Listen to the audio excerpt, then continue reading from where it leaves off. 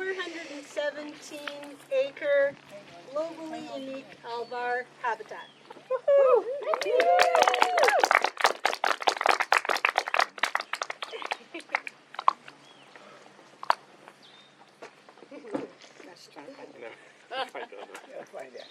There it is. Do you want me to hold it for you? Yeah, could you? No problem. That would be excellent. Thank you. Good job, Courtney. We are here.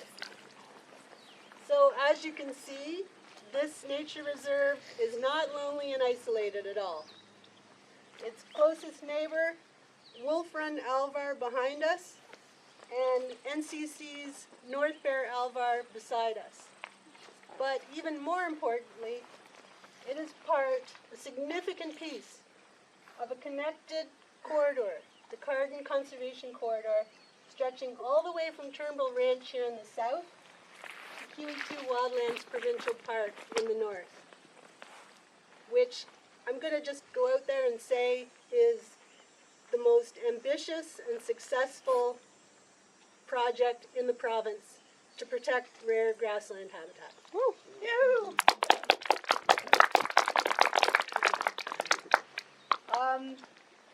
Deverell-Morton Nature Reserve is like most of the alvars we protect in Carden.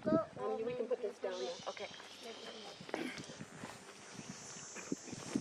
It's provincially designated as an area of natural and scientific interest, an ANSI. It's also part of the Carden Important Bird Area. But unlike other nature reserves that we've protected in Carden, other alvars, this one is unique because it's never had cattle grazing on it before. And so alvar plants have been allowed to flourish, and botanists get very excited when they come here and start looking around. Ginny's nodding her head. She's one of those botanists.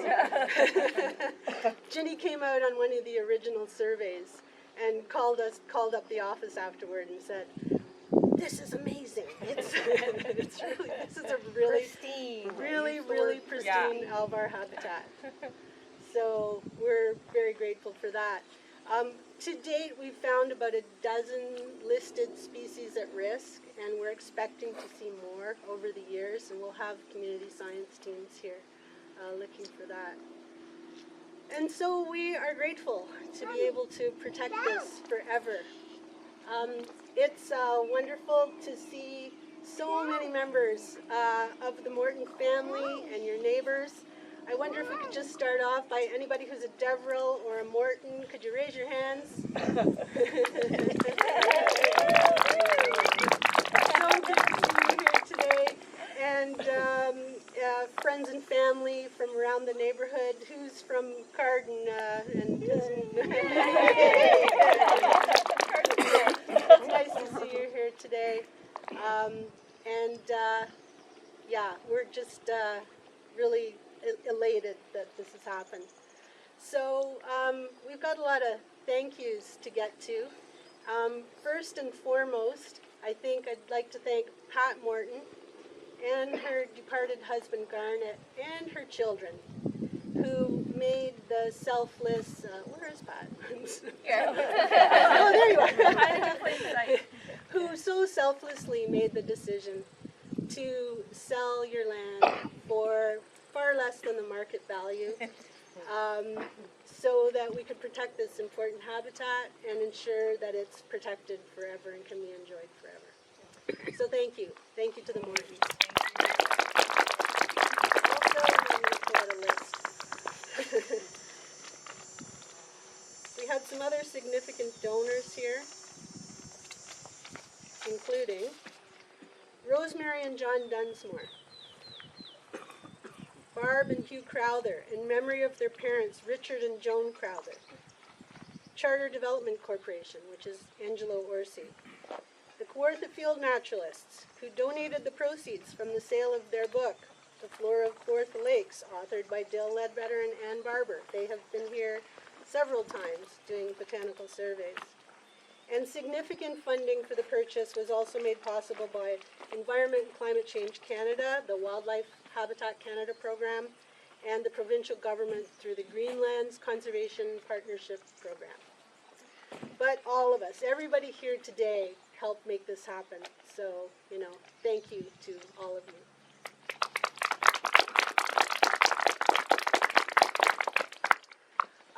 Pat Morton says, or as a Deverell, says that this property has been in your family since the 1800s. We've considered ourselves to have a fairly long relationship with you, but it really only goes back about 20 years. And I'm just going to ask Ron Reed to talk a little bit about that relationship. You can do it right from that chair if you want. No, I'll stand Okay. up. Stand up. So, hi Pat. Hi, Ron. I can't wander very far away from my tank, so It's okay. I hope you'll be able to hear me.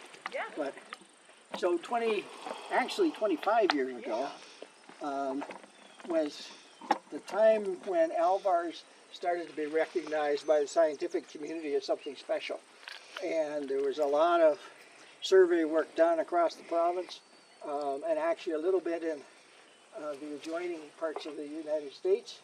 Almost 75% of the world's alvars are in Ontario, and this is one of the larger sites, the Cardin Alvar.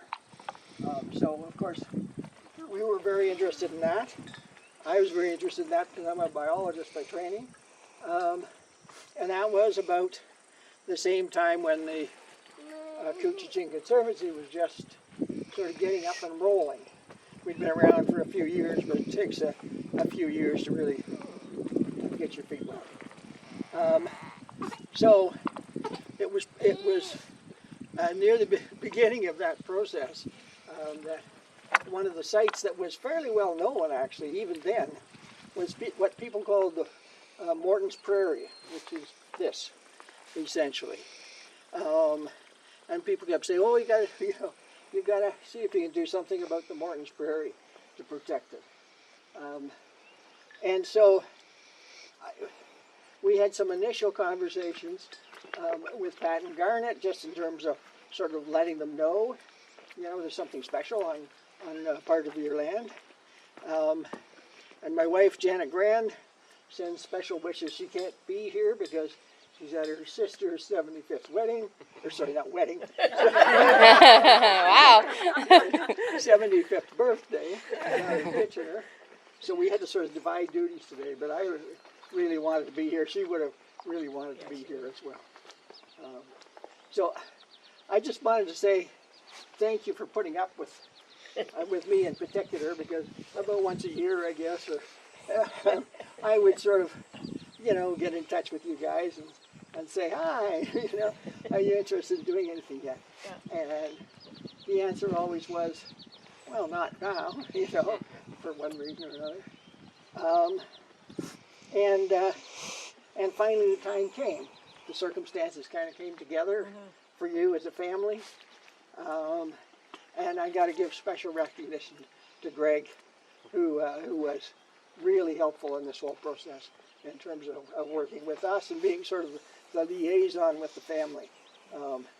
And I know that's not always an easy task. I know what the Morton family's like, but we've dealt with lots of families where relatively easy. there may be more than one view. So anyway, we were able to come to an agreement this past year and work through the process. And as Dorothea has mentioned, to sort of put the money together, because that's always a part of it as well, and bring a really important property into the fold after only 25 years. One of the things we do say, or I've always said about the Conservancy, when we're working with landowners, because there are lots of landowners who are in the same sort of circumstance about, "Oh, I might want to think about that, but not yet." Well, we'll be there. When you're ready, give us a call, and we'll be there, and we'll still be interested. So this is maybe one example of how that That's right. works. Yeah. And we hope it works for lots of others too, including the property across the. Anyway, so our thanks to all of you in terms of protecting a really important little piece of nature. I hope some of you are going to be able to go on the walk later on. I won't be, but it's great to see you out on a nice sunny morning. Thank you. So we're going to hear from Colin and Jay. Rex, sorry. Let Rex. I'll go first. I want to tell you a story about the Deverell family. Back before World War II, the Deverell family consisted of my grandfather, Pat's grandfather, and his wife, and 2 girls. We don't count them because they went off and married somebody else who wasn't a Deverell. And 3 boys. Mansell, Douglas, Pat's father, and Joe, my father. The war broke out. Mansell and Joe went off to war. And Mansell was shot down out of the sky. And my father was blown up 2 or 3 times in his tank as he drove a tank, but he got back. And Douglas, bless him, became responsible for following the orders of Granddad and for helping to take care and run the farmland, which is over that way. After the war, Dad came back. There was a reception. There was a dinner for him in the basement of the Dalrymple United Church, and we ate our fill. And sometime after that, Granddad gathered the 2 boys that were left, and said, "Now, here's what we're planning." Granddad, I remember him well. He had he was kind of a steely businessman, a gentleman farmer. He had a sugar bush. He had a sawmill. He had those cows that had to be milked every morning. He grew that was our Granddad. They had a meeting, and Douglas, I think, arranged that he would be responsible for the farm and for his aging parents as they aged. Dad, Joe, was given a piece of land, and he came back many times to help out with things. He brought maple syrup into Aurelia to sell. The basement at 6 Frederick was full of gallon cans of maple syrup and people coming by to get some. But this piece of land, they didn't know what to do with it. It was rocks. It was all rocks.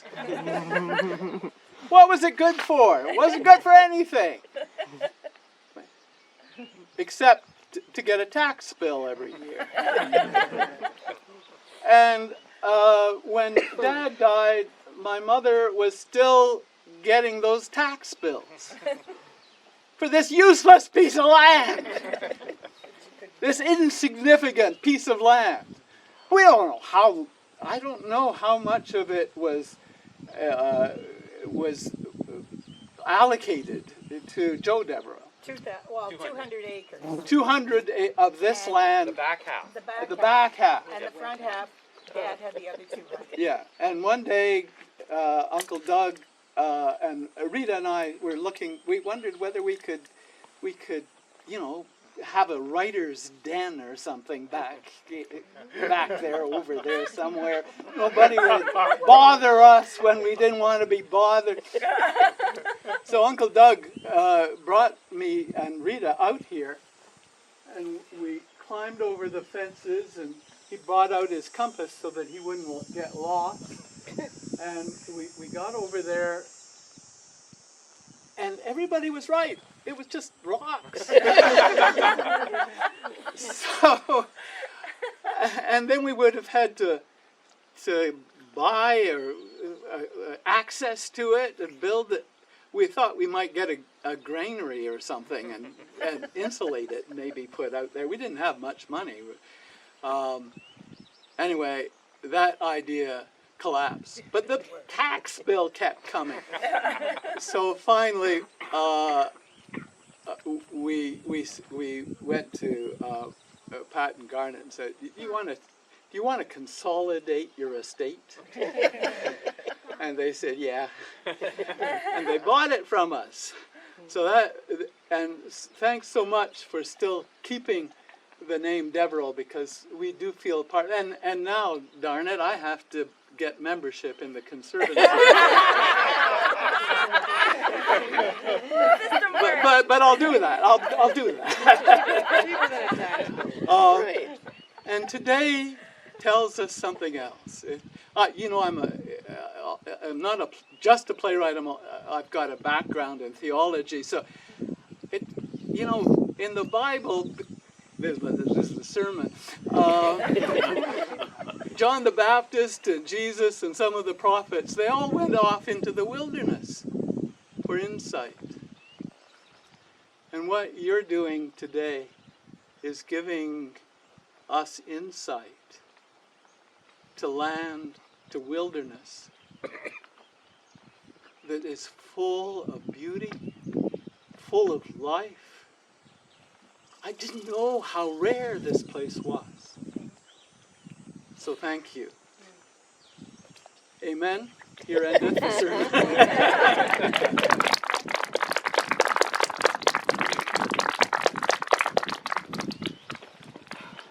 Don't know if it was the smartest idea to volunteer to go after the playwright and author, but here I am.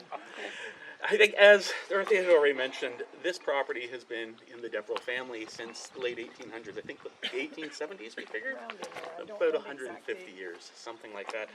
And, when we were growing up as children, just speaking about, kind of our generation, growing up as children, the property was still at that point under the two parcels. It was still the two parcels owned by my grandfather and by our great Uncle Joe. And we really did not get out here often. I know Grandpa did. I know Joe came out, and occasionally, I'm sure some of our cousins, like Randy and Tracy, probably found their way out here and that. But for us, other than maybe snowmobiling across it in the winter, it was almost out of sight, out of mind. Largely because of where it is. There's access here on the road, but it's at the very back of our property out towards the main road and so forth, and so it wasn't very accessible. We didn't spend a lot of time out here. In fact, I'm not sure I ever saw it in summertime other than driving by on the quarter line. It wasn't until we were adults, by which point then the property was already under the single ownership of Mom and Dad, that we started to spend more time out here. And part of that was circumstance. By that point, Dad was at a stage in his career where he had more time for recreation and so forth. Part of that was just having four-wheelers. I mean, when we did come out here, it was on four-wheelers. We were always very careful to stay on the established trails and so forth to protect the property, because we understood even then that it was pretty fragile to begin with. You don't have to be a botanist to recognize that. So we took care when we were out here. And then we, of course, had neighbors and friends who were eager to explore with us. And it was about this time, and Ron's already talked about this, when the Conservancy really began its efforts to protect land in this area and to educate.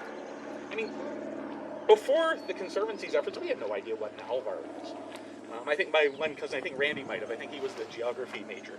But the rest of us had no idea. We knew that it was, we knew it as scrubland.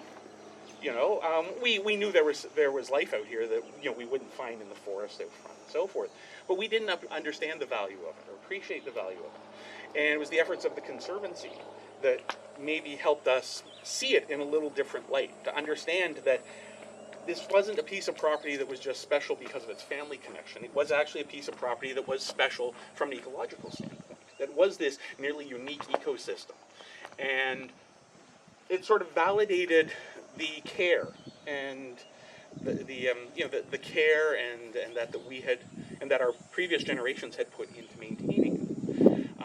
And so that forced us to maybe look at it in a little different light, and see things that maybe we wouldn't have seen otherwise, and to realize that, yeah, it is a lot of scrub and rock, but there is a lot out here that makes it a very special piece of land. And so, I mean, it's somewhat bittersweet to see it leaving the family, but it's also very gratifying to know that we're able to pass it along to be preserved and to pass it along as a legacy for future generations in its current state.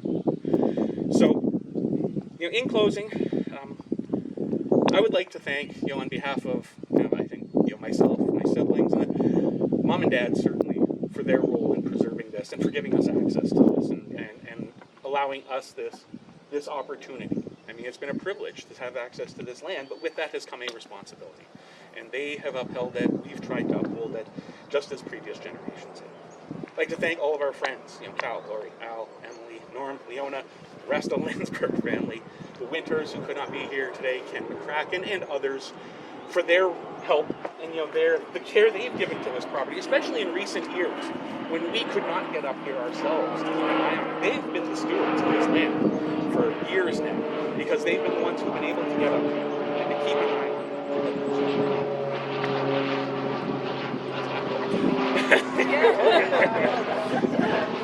And then finally, I would like to thank the Conservancy for allowing us this opportunity as well to ensure that this is preserved and that it does serve as a legacy for future generations. Because we're at a stage where that is not something we could have done ourselves. So thank you very much. Thanks to all of you. Our pleasure. And don't forget, it'll always be here for you to visit. Yeah. All successive generations will get to enjoy it. So I think now I'd like to invite as many members of the Deverell-Morton family as are interested to come up and unveil the sign. We're going to be in here.